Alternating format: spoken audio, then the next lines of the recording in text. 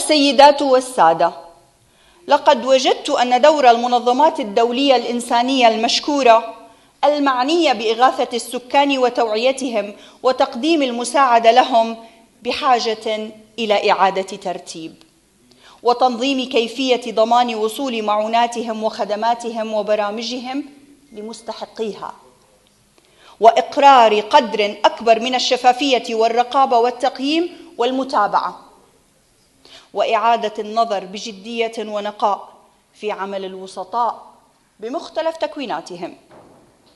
إن واقع الحال الذي ينقله في المعاصم سيساعد المنظمات في معرفة حقيقة مصير جهود ومعونات وبرامجهم التوعوية. إن النقد الإيجابي وتسليط الضوء على جوانب القصور إن وجدت لا يهدف إلى التقليل من جهود تلك المنظمات الإنسانية المحترمة، وإنما يهدف للإسهام بصدق وشفافية وحيادية ومسؤولية في تحقيق أداء أفضل لرسالتهم وجهودهم الإنسانية المقدرة دوما.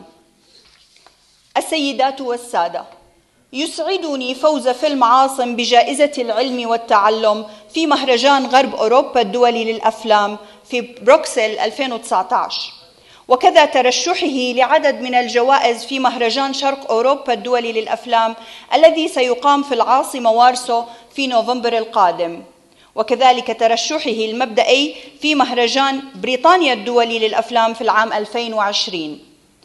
أتشرف بتسجيل الشكر والاعتزاز لوطني الغالي الأردن بقيادته الهاشمية الحكيمة،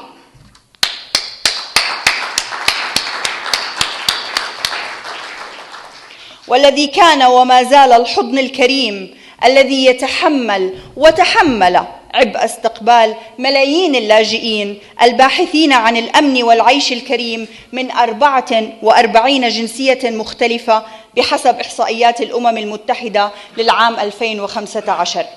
أكرر عظيم تقديري لحضوركم الكريم، والسلام مطلب وغاية وختام.